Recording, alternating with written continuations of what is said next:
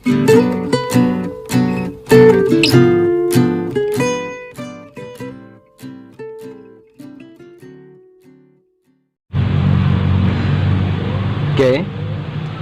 diawali dengan kalimat sakti Bismillahirrahmanirrahim. Seorang kiai yang berguru pada seorang habib, maka beliau, seorang kiai itu akan tetap membela habaib. Pembelaan beliau bukan tanpa alasan. Dari sekian banyak alasan, salah satunya adalah beliau kenapa tetap membela habaib, karena beliau menjaga martabat guru. Karena beliau memiliki latar belakang dari sebagian habaib itu adalah gurunya. Oke, itu pertama. Alasan keduanya adalah kenapa beliau tetap membela habaib, karena memang kita diajarkan untuk tetap bisa memuliakan duriah Nabi, Ahlul Bait. Oke, lalu ketika sekarang timbul ke permukaan analisa Kiai Haji Madudin, yang dimana sebetulnya analisa ini untuk dijawab oleh pihak habaib, tapi kita bisa lihat begitu banyak para kiai yang mati-matian membela habaib. Oke, penelitian Kiai Haji Madudin ini bukan hanya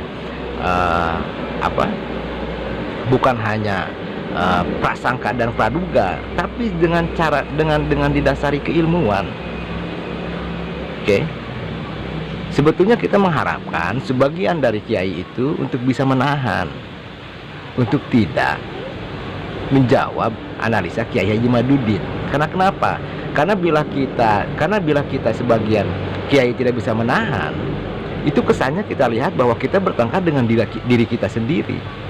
Kita bertengkar dengan kiai sendiri, dan seolah-olah secara tidak langsung, bila pihak sebagian kiai tidak bisa menahan, ya, untuk mengizinkan analisa Kiai Haji Madudin ini dijawab oleh habaib, itu secara tidak langsung kita seperti mengizinkan oknum habaib, sebagian oknum habaib itu duduk manis cuci tangan,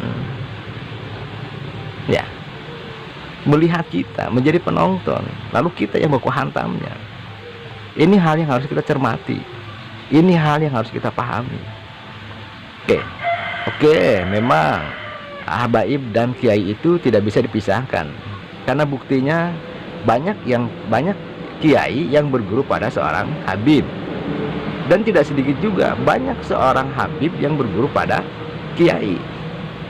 Tapi sekali lagi, ketika permasalahan ini muncul ke permukaan begitu banyak dari pihak kita, pihak kiai yang mati-matian membela habaib, tapi bila kita cermati lagi, tidak ada dari pihak habaib yang mati-matian membela kiai, tidak ada. Padahal sebetulnya banyak habib yang belajar pada kiai. Oke, ini hal yang harus memang kita cermati. Karena kenapa? Karena bila sebagian kiai tidak bisa menahan dan mengizinkan analisa Kiai Haji Madudin ini untuk dijawab langsung oleh pihak habaib, maka ini akan semakin mengalotkan alur cerita penyelesaian dari perselisihan ini.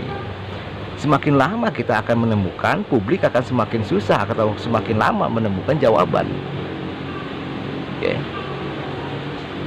Oke.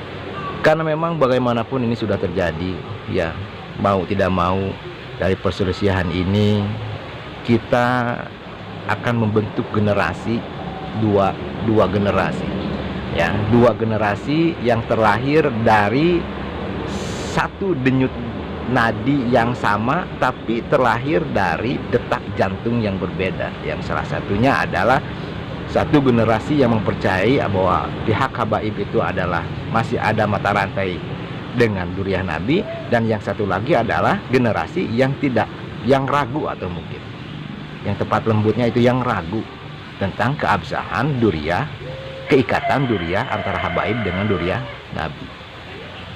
Ini hal yang sudah tidak bisa kita elakkan lagi dari terjadinya perselisihan ini. Dan kalaupun memang tidak bisa dijawab atau mungkin tidak bisa ditempuh proses